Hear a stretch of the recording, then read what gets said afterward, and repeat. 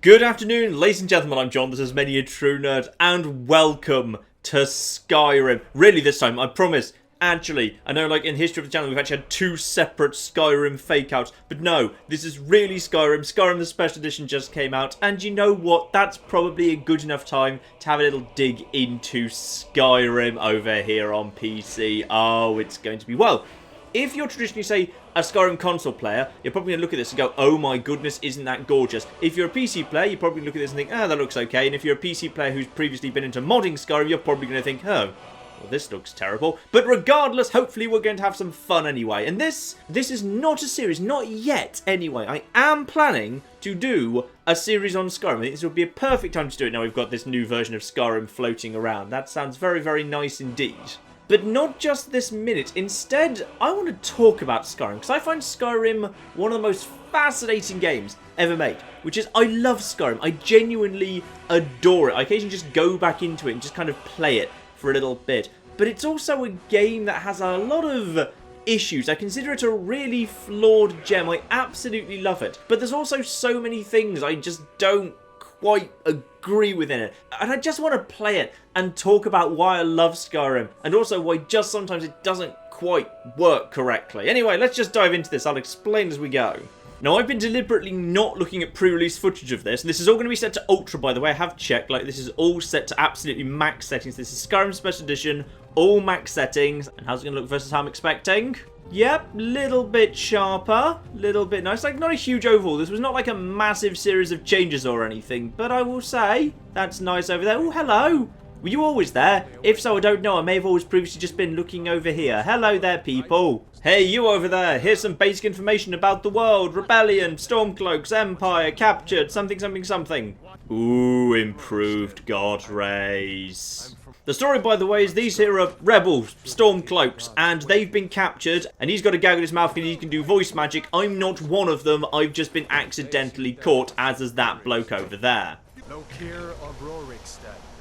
No, I'm not a rebel. You can't do this. Halt! You're not gonna kill me. Archers!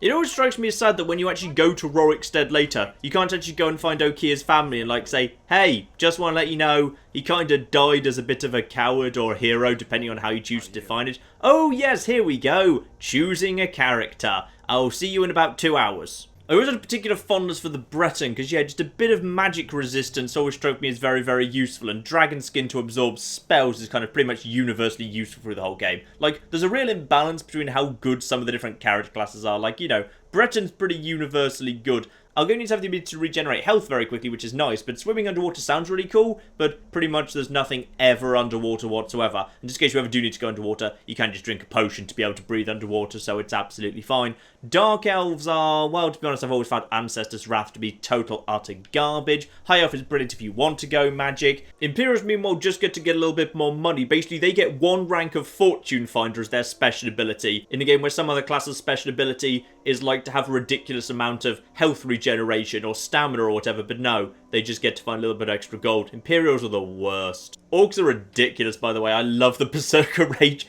It's so much fun. Red Guards are good all-rounders. And sorry, did I say that Imperials were the worst? No, I forgot Wood Elves were there. Like, everyone forgets Wood Elves are there, because Wood Elves are literally the worst. Oh, commanding animals to fight for you. Oh, good. How many times are there going to be animals around? Oh, is that absolutely none of the time whatsoever? Well, that's pretty useless then. Also, I'm terrible at making good quality characters, so basically I pick my class depending on, like, which ones in the presets I quite like to look at. And if I recall correctly, the Breton, the first... There we are! The first preset for a Breton female actually looks pretty good. So I normally play with her just because, yeah, she seems alright, to be honest. There are any other better presets in there? No, they're all terrible next to the first one. Oh, you can really see those wrinkles if you put complexion to old now. Very nice, or rather the opposite of nice. Let's just get rid of those. Lovely. I can never resist just a little subtle bit of war paint. Nothing too much of that. We don't want to paint like the Assassin's Creed logo on her face or anything. But I can never resist just like a little subtle bit of the war paint. Now that's definitely too much. That just looks like she doesn't have eyebrows and she's overcompensating. No, no, no.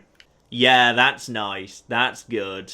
I really did appreciate, by the way, if you want to take your character down a kind of, you know, terrifying mage route and you wanted all black eyes or all white eyes, Skyrim was totally up for that. I like that. You can also even mix and match if you wanted to. If you just wanted to, like, arrange a blind date and then show up in profile, and when, you know, they wave over to you, just turn to them just to freak them out. Nice. Actually, you know what? I quite like this. Now, if you look at her from this angle, she looks perfectly just like a normal person. But if you look at her from this angle, she looks like a seriously badass sorceress type thing. Possibly not for me, because, like, I'm not planning to take her down a sorcery route. We'll discuss why in a minute. But no, that's actually a really nice idea. Have the war paint on one side of the face with, like, the evil style eye, and then a perfectly normal... Ooh, that's really cool. I like that, yeah. Now, hair. I've always liked the hair with the braids. The braids is nice. What else do I like in it? Ooh, I think the textures have been slightly improved. Nice. Yeah, it's either you or you. No, I don't like the front as much for that one. Yeah, that's quite nice. I like that. Though for a colour, I wish there was a slightly darker red. But yeah, that'll do right there. And her name is Arya because in Skyrim I always play as a female and she's always called Arya. I don't know why, I can't remember why, what was it, 5-6 years ago I decided my first character was going to be called Arya, and ever since then every single other character has also been called Arya, but we just play as Arya. It makes finding the right save file very confusing sometimes, by the way. Now just remember this for a second, the Imperials basically just said, hey, we know you're not scheduled for execution, but we're going to execute you anyway because whatever. Just keep that in mind, because in a minute we might be asked to choose whether we want to side with the Imperials or not. Love how everyone started looking around there just slightly before the first dragon cry. As we commend your souls to Aetherius, blessings of the 8 divines upon For the love of Talos, shut up and let's get this over. learn. As you wish. That guy's a jerk, by the way. The game seems to kind of imply he's like, you know, some big, tough, brave hero or something. No! What if the rest of us wanted to get the rights of Aetherius, alright? Maybe some of us actually wanted to receive the final blessing before we died. You see, if the Imperials had just decided at this moment that they were going to execute the person it was important to execute first, then they would have just killed Ulfric Stormcloak right now. But no, they decided to execute the bloke who just happened to show up first, then the person who wasn't even supposed to be executed, and then maybe at some point they'll get to the people who are actually supposed to die. But they're not going to, because there's a dragon. Hello, dragon. This universe isn't supposed to have dragons in it, by the way. This is supposed to be surprising. Also, one of my favourite things about Skyrim is, of course, right now he just did that thing where he did a cry and then it started basically raining fire and doom and destruction. Yeah, down the line you get to be able to do that too. Right now it just seems incredibly, amazingly badass and awesome. But yeah, you get to do it later. It's awesome. I should probably get inside. Sadly, I can't do any looting at the moment. Despite the fact this is a Bethesda game and thus looting every single corpse of everything it's wearing kind of feels like it's, you know, something I really want to be getting on with. I can't right now. My hands are bound, so that's unfortunate. Now, all I need to do is jump out of here. And if Cisco says, hey, jump out of there, we'll be right behind you, then immediately runs away from the window and doesn't bother jumping after me. But anyway, whatever. And jumpy jump. Lovely. I'm slightly on fire, I think. So now we're following this Imperial guy, who's now decided that he's actually going to try and keep me alive, despite the fact he literally just condemned me to death and sent me to the executioner's block. Also, hello, how doing? Oh, I missed the chance to tug on his wings. It's you and me, prisoner. Stay close. Yeah, of course, I feel such affinity to you. Remember that time you sent me to the block? Ho ho, good times. You're not stopping us this time. Fine. I hope that dragon takes you all to Sovereign.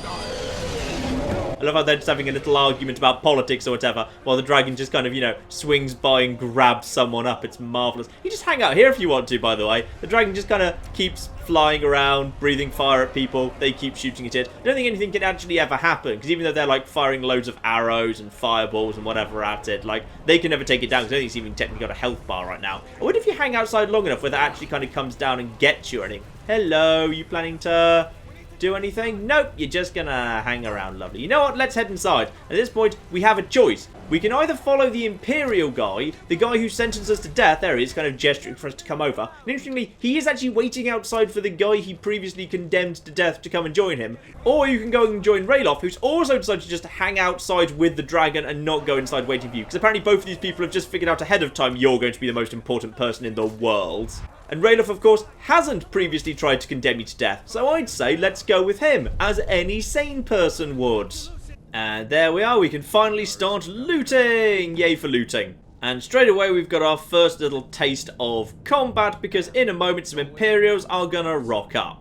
And Ralof just finishes off everyone for me. Lovely. There's actually not the only ability you've got. Literally every character in this game begins with offensive magic, which always bothered me. Oh no, wait, hang on. Let me get to the key if I can. Darn it, because he got to the key first. That means he'll actually be able to use that to open the door. You wait there for a second. I'm going to go and do some looting. Yeah, literally every character in this game starts off with some offensive magic. So I've got my Conjure Familiar ability, which is just my starting ability as a Breton, so I can just Conjure Familiar. The game doesn't actually flag that to you when you're picking Breton. You just sort of get that anyway, which is fine. But yeah, literally everyone starts off with the Flames ability, the ability to just kind of send fire issuing out of your hands, which is actually pretty darn good, and a healing ability, so everyone's just got their own healing spell as well. So you can just, like, you know, if you want to, you can just say, screw it, I'm going to be magical, get my health back, lovely, and then just, yeah, you've got like a, ooh, that looks better than it used to, that's nice. Yeah, and you've just got the ability to cast fire. This bothers me about Skyrim, that literally everyone, even classes that have, like, no natural magical affinity, just have the ability to cast magic. I feel like starting off with, like, flames should be something that's limited to, like, high elves. I think the high elves do get extra stuff. I think they, like, get to start off with, like,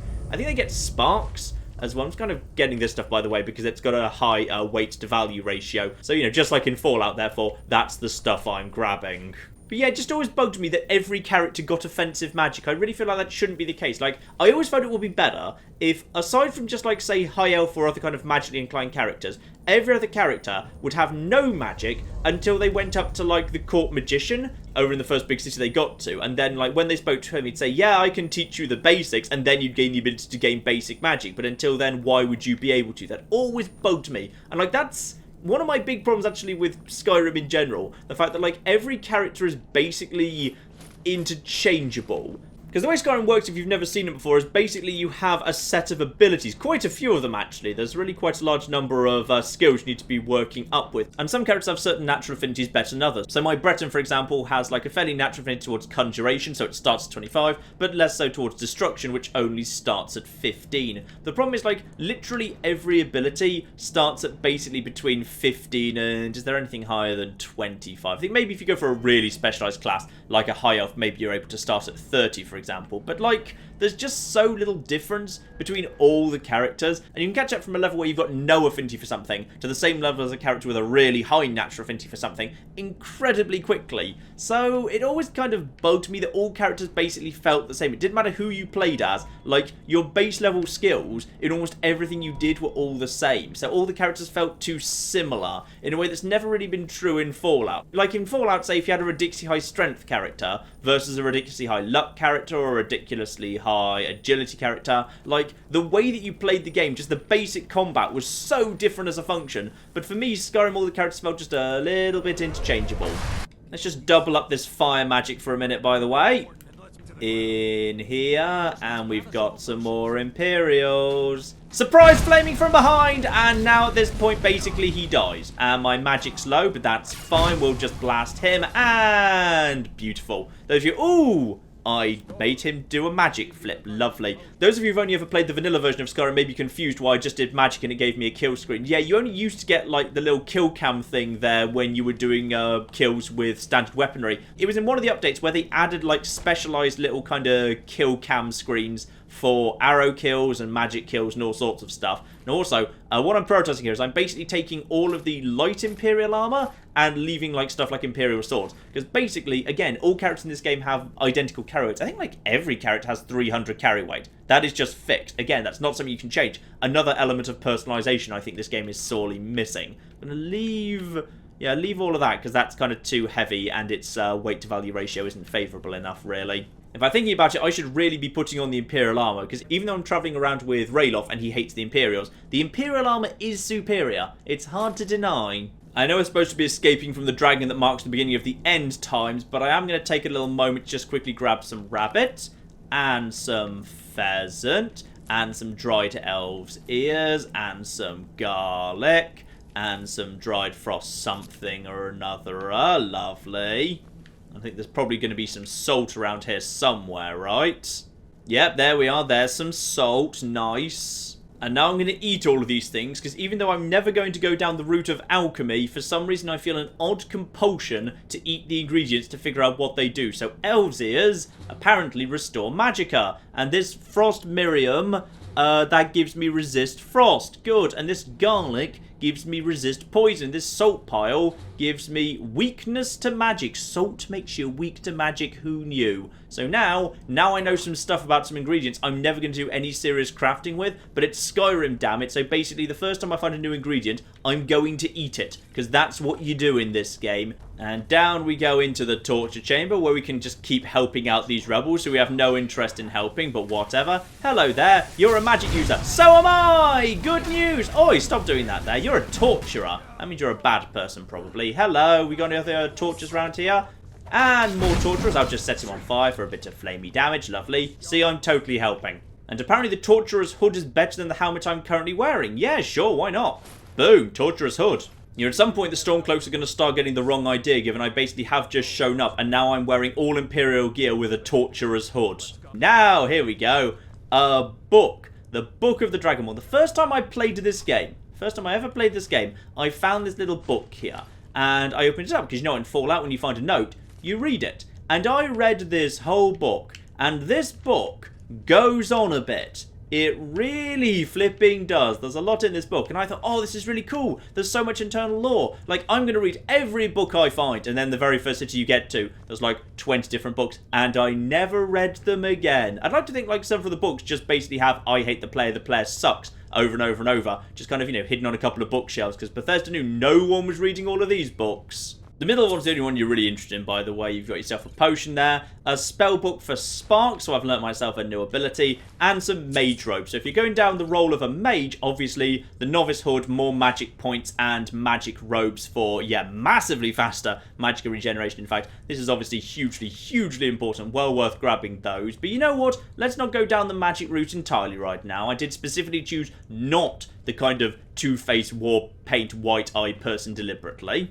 No, let's go for a mace and a shield. Very nice. But let's also unlock every single door in this corridor we're going down. So you see at the bottom there, this is something I both like and don't like about Skyrim. The fact that you increase your abilities by actually doing things.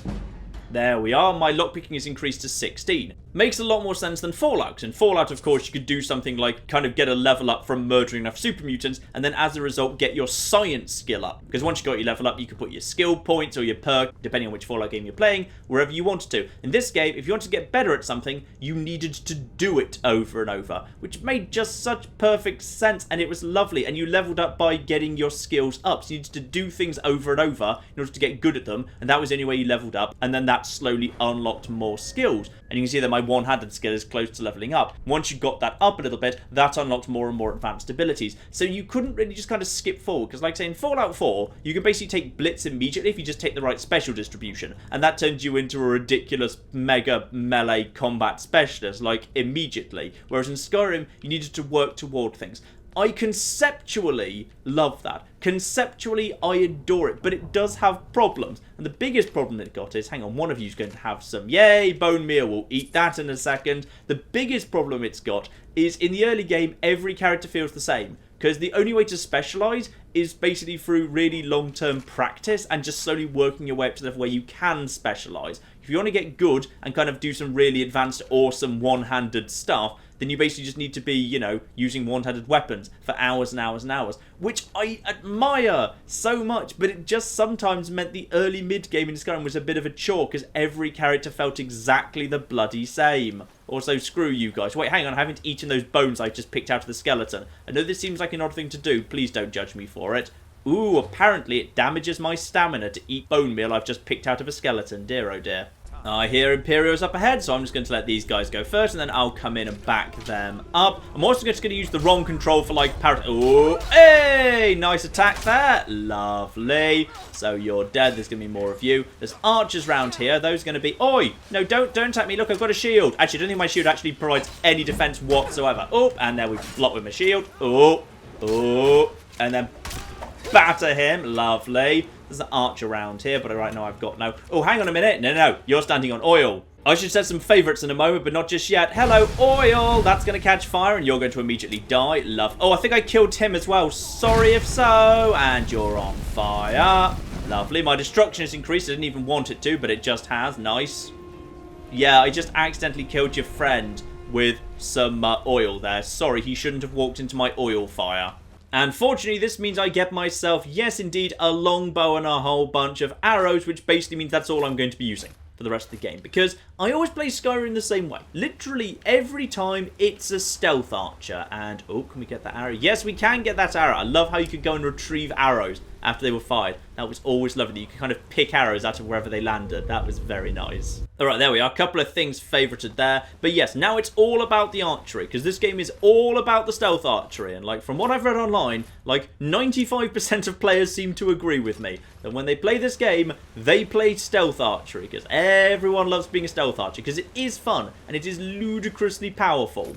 Yeah, sorry, by the way, absolutely all of your friends died because I wasn't good enough at keeping them alive. Sorry about that. It's really the slightly updated lighting that looks the nicest. That's had a little bit of polish put on it. Very nice. Now, you just don't follow me for a second. I'd like you to just stay back here for just a minute while I go ahead and kill the spiders. So what always used to happen in this game was he kind of got himself stuck up there. No, do not follow me. No, please don't. Oh, boo. Never mind. I kind of wanted to kill all the spiders in here, because you can kill all of them really easily while being hidden just by just a quick arrow. But sadly, he's going to charge forward and mess it up, but my sneak has gone up. Sneak is the easiest ability in the world to get up, by the way. You just need to be hidden while you attack things, which is fine. It does, however, create an odd contradiction when you're building a character in this game, which is when you're building a character, you actually largely want to choose a character with the lowest possible affinity to the direction you want to go in. Because let's be clear here. So let's just have a quick look at my skills. Say I wanted a character who I was going to be using destruction with.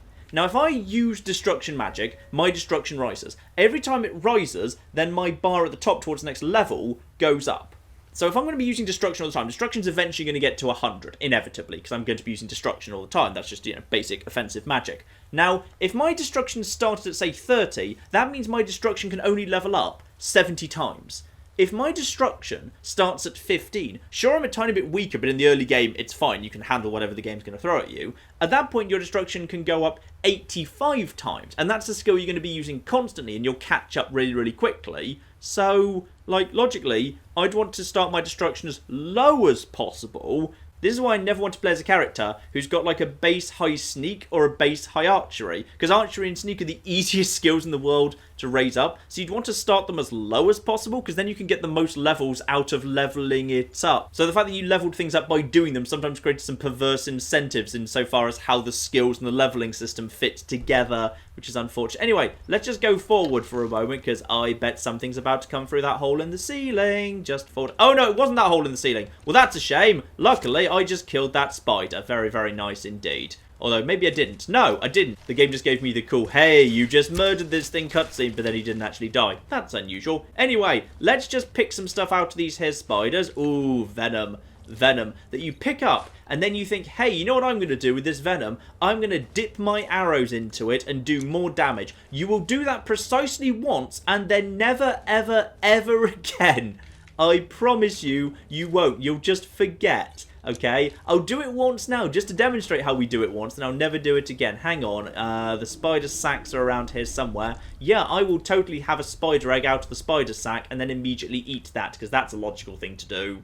The whole you do things to get better system also had another really unfortunate consequence to it, which is some skills were much easier to level up than others. Say sneak and basic weapon abilities and destruction magic, incredibly easy to level up. Easiest things in the world to level up those abilities, no trouble whatsoever. Restoration, fine, you'll be doing that quite a lot, no trouble in the slightest. But if you want to be getting alchemy up, good luck, because alchemy is the slowest, most boring thing to grind in the world. If you want alchemy up, oh god. I have started like 2 separate characters specifically saying, hey, this is going to be a magic run and I'm going to do alchemy. I think I like gave up after spending like flipping ages gathering ingredients and then grinding out potions, and alchemy's only gone up like 3 levels and I haven't even managed to get it to 30, and I've already got bored and given up alchemy. Armor's a really weird one, by the way, because armor, basically, you get your armor up by being hit. if you're struck, then your armor skill slowly goes up. So if you play as a stealthy long-range character, it's basically impossible for your light armor to go up. So unless you actively mess up, your armor skill won't rise. So like every time I play this game, even when I specialize in light armor and go for melee characters, I often find like, you know, when my archer is already maxed out at 100, my light armor is still floating around at like 40 or something, and I just cannot level it up. Because the only way to level it up will be to deliberately do worse at the game. Or if you're feeling lucky, you can take this bow.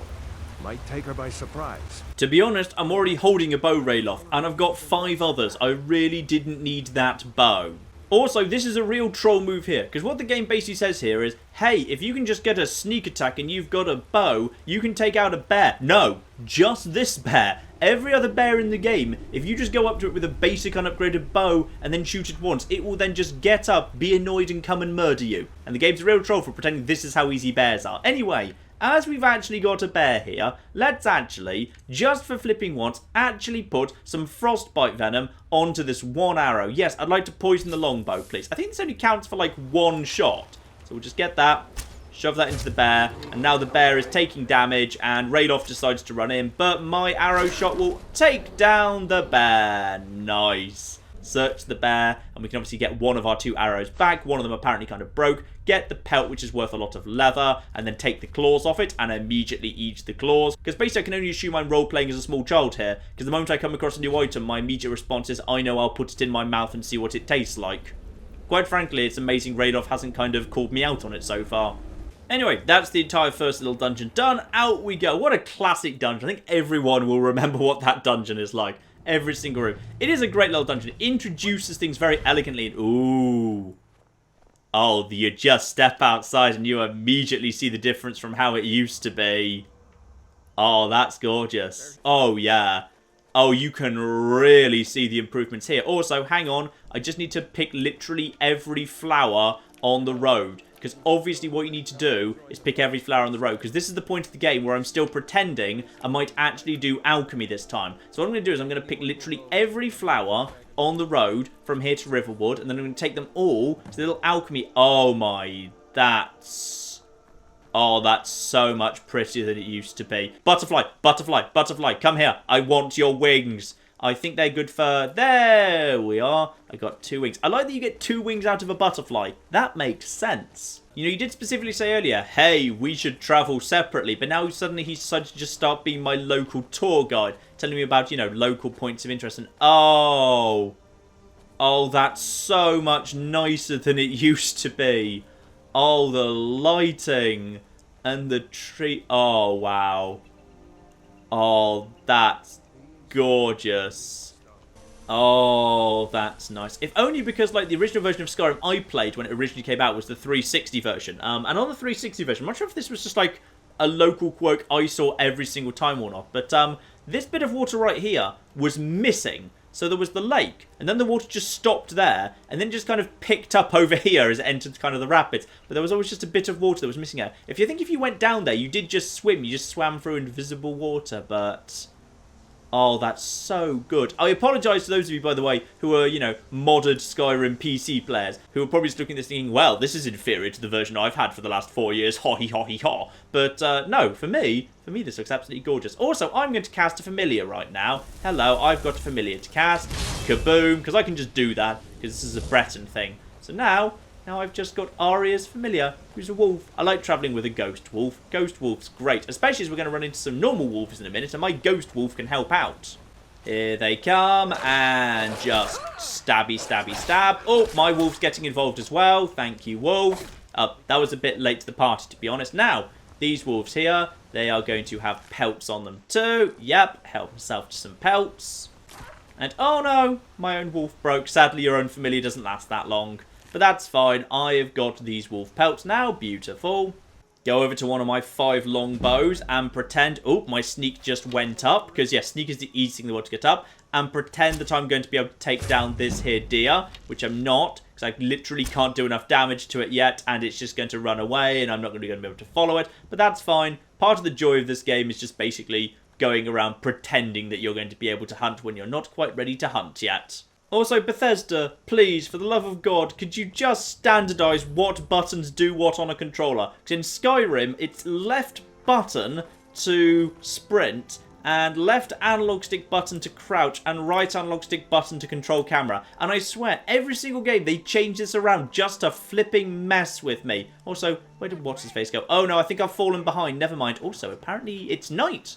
I don't remember it being night here. Hello? Have I just fallen behind? Yes, I've fallen behind. They're having a deep, interesting conversation about dragons and stormcloaks and Imperials and whatever. I'm not interested in that. I'm interested in chopping wood. Where's the wood axe gone? There's one round here somewhere. Here it is, woodcutter's axe, because I need to do some wood chopping right now. There we are. Use the wood chopping block. So now basically I can use this to just magically create firewood. Forever, actually. I think just like I magically just kind of keep putting logs out of my arse and just create firewood. As you can see there, just kind of falls through the pile, because instead it's being added to my inventory. So every time I do this, I'm getting another 2 firewood. So, yeah, 3 firewood right here. There we are. That's all I need. That's literally all I need right there. Oh, hang on. They're having the conversation, but I want to look at the ants. Where are the ants? Where are the ants now? Do the ants look better than they used to? Oh, I think the ants look exactly the same as they used to. I think there's been no... Oh, maybe there's been a slight improvement to the ants. I always liked the ants. The ants on this here thing. Maybe there's more ants, actually. I think, actually, the special edition has additional ants. Very important feature improvement right there. Are you done with your conversation? No, you're not done with your conversation yet. Never mind, I'll be back in 2 minutes. Ooh, mushrooms. No, I think I might have missed some mushrooms out on the road, actually. Ooh. The water in general. That shimmery wibbly effect. That is nice. She's still got a bit of the Skyrim face about her, but she's certainly less ugly than she used to be, so that's nice. You can also at this point completely take every single item off her, which says, hey, is there anything you need? Just let me know. I'd like to think like my character immediately sits there. Well, I could do with some bread and some apples. Oh, is that a ring on your finger? Could I have that ring, please? Thank you. And she can't really turn me down. She did just say anything I need I can help myself to. So that's nice. Anyway, she has told me to go and find Whiterun. That's fine. But she also gave me permission to take anything I need as well as the key to her house. So let's get to the looting. Now, time to just help myself very quickly to literally everything in their house. All of their wine and bread and cheese. Leave the pots. You can keep the pots and pans and whatever. You've got some troll fat. Relatively early game troll fat right there. Search the cupboard. Just keep taking everything I want. Black robes. I can do without that. Tried to hide a soul gem from me, did you? Nope. I found it and you said I could take what I wanted. So I'll just be taking all of the booze. Lovely. I'll tell you where the biggest improvement is. It's the shadows. The shadows in the original Skyrim look awful these days. They're so horrendously horrible and pixelated, even on like the highest settings. So it's lovely to see some nice shadows going on together with the new god rays. That looks lovely. Now, where's Sven? Because there's a really important little sub-quest here that always needs to be completed in exactly the same bloody way. Thing I absolutely love in Skyrim, by the way, I've always adored this. You are so flipping flimsy at the beginning of the game. You start off as a total weakling. And that means when you become a tougher person later, it feels like better growth. Oh my goodness, it's so much prettier now. If you just want to do some basic magic, just kind of, you know, bit of a blast of fire, you've got this right here, and that's it. That's all the magic you've got, and that's how fast your magic comes back. Like, you can now do that, and you've just basically just got to just flipping wait, because you're so flipping feeble on the magic front, you can't do anything better than that. If you want to sprint, then that's your stamina going down. It's not going to last very long. You can do maybe like, you know, 2 power attacks. Yes, I know you're there, Faendal. I just need to find Sven first, alright? Where the bloody hell is Sven? But yeah, like, you know, your stamina goes down really quickly and doesn't come back that fast at all. It's just all just lovely. I just love how feeble you are in the early game, because it just makes sense and it just makes your character growth later so much better. Ah, there he is. I found the bastard. Hello, Sven. Faendal thinks he can woo Camilla Valerius away from me. She's already mine, I keep telling him. Oh, do you and Faendal like the same girl by any chance? Here, give Camilla this letter. It's full of venomous nonsense. Tell her it's from Faendal. Oh my goodness, deliver Sven's letter to Camilla? I don't think so. Faendal, I've got a letter for you. Here, give this letter to Camilla and tell her it's from Sven. Let's see what she thinks of him after reading that. No adventures, no theatrics, no thief chasing. I don't actually care about you, Golden Claw, in the slightest. I'm just here to deliver a fake letter. I mean a completely real letter. If that oaf thinks all I'm going to do is stay in that filthy house of his and clean, You can tell Sven that he already has a mother. I'm not speaking to him anymore. Until next time.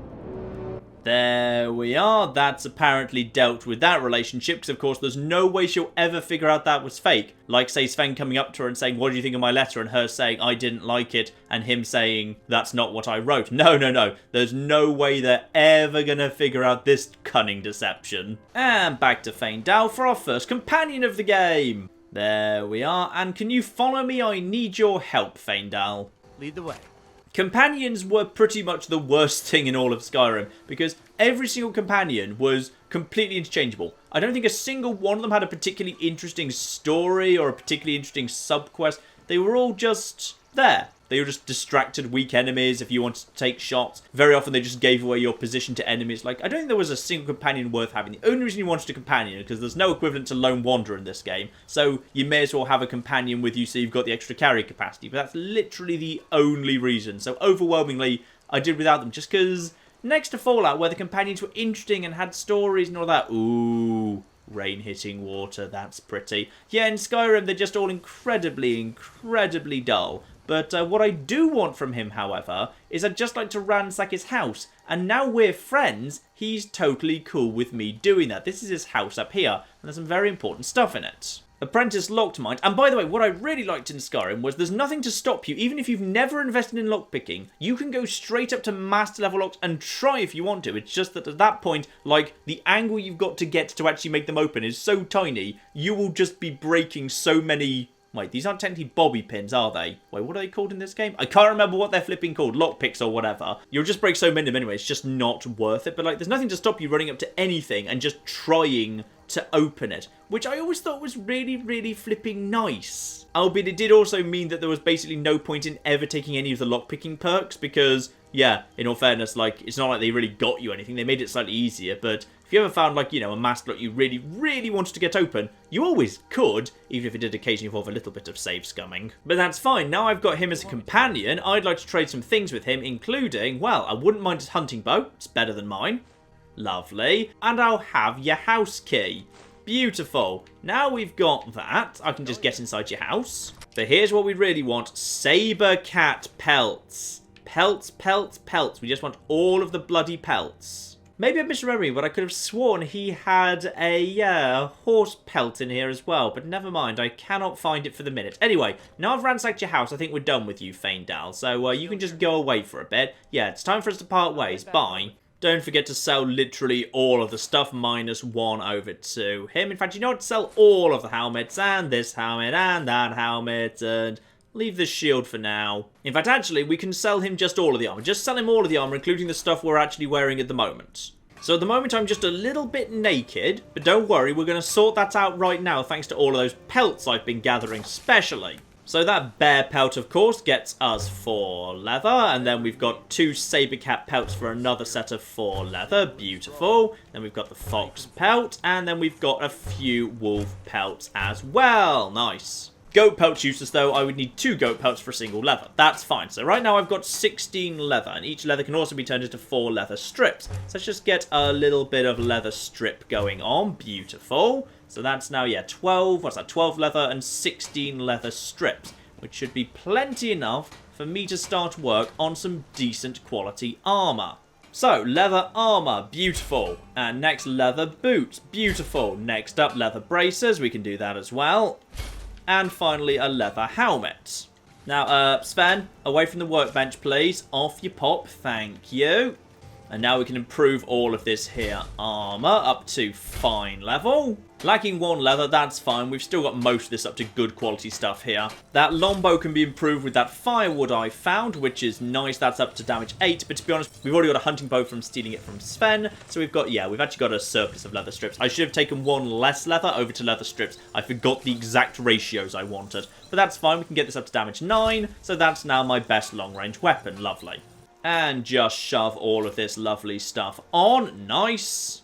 And there we go. 1 full set of leather armor, most of it in pretty good condition, together with an improved hunting bow and some arrows. That is what I will do every single flipping time I begin Skyrim, because that's pretty much as good as you're going to get at this point in the game. There's basically no way to have better armor than this at this point in the game. Also, this weather's grim. That's better. Following morning, beautiful. Oh, it's a lovely rosy dawn. I swear they've slightly just tweaked the colourings. Oh, it is nice. I can really tell the difference. It's lovely. This just really inspired me to love Skyrim all over again. I do love Skyrim. Skyrim is wonderful. It's just some of the mechanics for me just never felt like they worked quite right, especially the skills and the leveling. It just kind of created too many weird perverse incentives and stuff that didn't quite make sense. But yes, now we've got ourselves a good quality bow, or at least, relatively good quality bow, bare minimum, and some really good quality armor. And I think you know what that means. It's time to go up to Bleak Falls Barrow to get a golden claw, because the woman says I'm supposed to, and diddly diddly dee. Absolutely, sure, why not? Though actually, you know what? I could also probably improve some of my equipment while I'm passing by. There's probably more stuff I can make better yet, though I'm going to need some ingots for all of that. Also, I love how I immediately start sitting down and working on a sword, even though I literally don't have a sword. I'm probably like working on like his sword or something just so I look busy. But actually what I've got is like a mace and a dagger and then a couple of decent quality bows. So I'm going to need a couple of iron ingots, or rather a steel ingot for the dagger. But the dagger I can do without. I've also really liked how in Skyrim, like, the equivalent of what would become legendary gear in Fallout 4 was just everywhere, because it's just magically infused gear, and you just find it everywhere. It's just, it's way more expensive, but it's still affordable. If I wanted to, I could have hide boots of minor stamina right now. It wouldn't even cost me all my money. It would only cost me half my money, and then I could have 20 extra points of stamina. At this point in the game, that would be a really, really nice thing to have. Or this, an iron shield of minor blocking, so an extra 15% damage blocking with my shield. And I could just about afford that now. I'd have to sell a little bit more stuff, but I'd still, perfectly reasonable to afford. So I just liked how much enchanted stuff there was just floating around. It meant to me, at least in the early to mid game, like money had a point. Like actually gathering together money and selling all your stuff and having a big pile of money really had a point, because shops had interesting, unique stuff which you wouldn't really be able to have for yourself for a while, and was worth buying anyway, because at the bare minimum you could break it down into an enchanting table and then learn the enchantments for yourself and then make better stuff with it. So it was nice that money did something. It's the same reason I love the fact that in New Vegas, money does something, because there's so much interesting stuff to buy with Gunrunner's Arsenal. Whereas like in Fallout 3, just there wasn't much point having money, because no shops ever really had anything that was worth buying, because you were always just going to have better stuff that you just made and kept and maintained yourself. Anyway, Iron Mace up to fine, 11 damage. Sure, why not at this point in the game, that'll do. But first, the most important of all Skyrim traditions, pretending we're going to do alchemy this time. Right, so we know a few things damage stamina, so let's just mix them together and see what happens.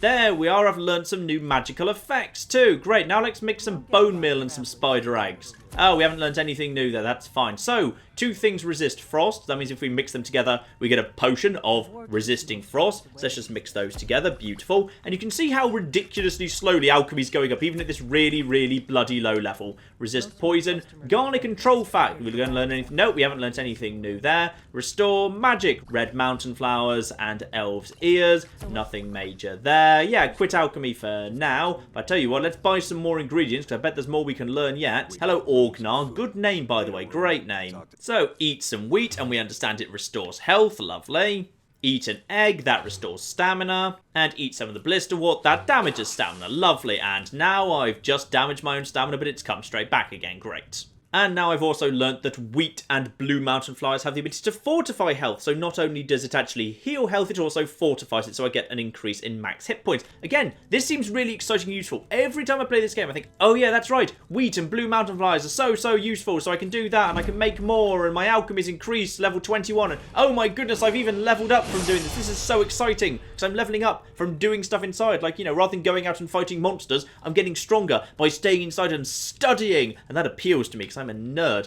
But then, like, it never works out. You get bored very, very quickly, I promise. Instead, you just end up with a very, very large number of, like, kind of crappy poisons you'll never ever use for anything. So here we are. The poison of damage stamina times 2. So anytime I want to, I could slap a poison on the end of one of my arrows and drain the target's stamina by 13 points. A thing you will never, ever do, because you'll never, ever notice. So you may as well just sell these. Because, they've got some value. Whenever you find a potion shop, just sell those, because 0.5 weight to 30 value. Yeah, that's alright. It's a pretty good way. It's a better way of making money than it is of making potions. Fortify health's worth having. That's alright. And a potion of health, yeah, that's okay. But the potion of resist frost, 13% of frost damage. 13%. Oh my goodness, well truly now I can retire and give up this life of crime.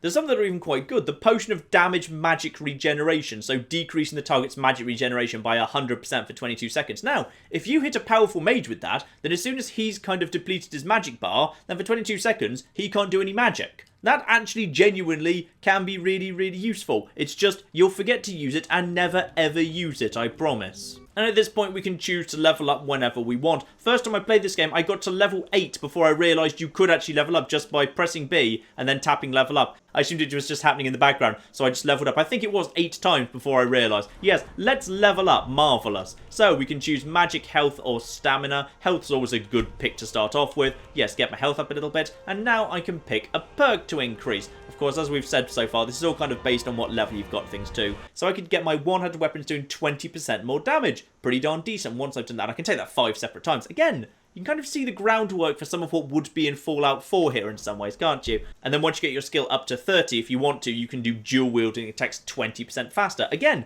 pretty significant. The thing that I liked about the perks in Skyrim was they were genuinely very, very powerful. It was just really inconsistent how quickly you could get to them. And it was really unfortunate that basically every character would take the same few perks for the first few levels. There was no way to specialise. There were basically no specialised characters. Because all you would really have would be like some small advantages from your character, class and species. But after that, everyone would take the same basic stuff. One-handed weapons 1, archery 1, light armor 1. For me, it's going to be, it's going to be archer 1, overdraw 1, bows do 20% more damage. Yeah, fine, that'll do. Alright, ladies and gentlemen, this is Skyrim's Special Edition, and it has been very, very lovely to finally get a chance to really talk about the things I think do and don't work in Skyrim. But as it turns out, I have a lot more to say about Skyrim than I kind of thought it did. I have a lot more stuff I'd like to cover, and I can't really fit it all into what I was originally planning to do today. So, tomorrow, we are going to do a little bit more Skyrim. I want to head up to Bleak Falls Barrow, of course, the classic place to go at this point, and I want to discuss the mechanics of Skyrim in a little bit more detail. So we will take a good hard look at Skyrim tomorrow, and the day after that, I have got something else planned for Skyrim, in fact, something very special indeed. What I think, personally, is my favourite bit of the whole of Skyrim, in fact, the day after that. So a bit more Skyrim to come over the next couple of days, ladies and gentlemen. But in the meantime, I've been John. This has been many a true nerd. And this has been Skyrim, the Special Edition.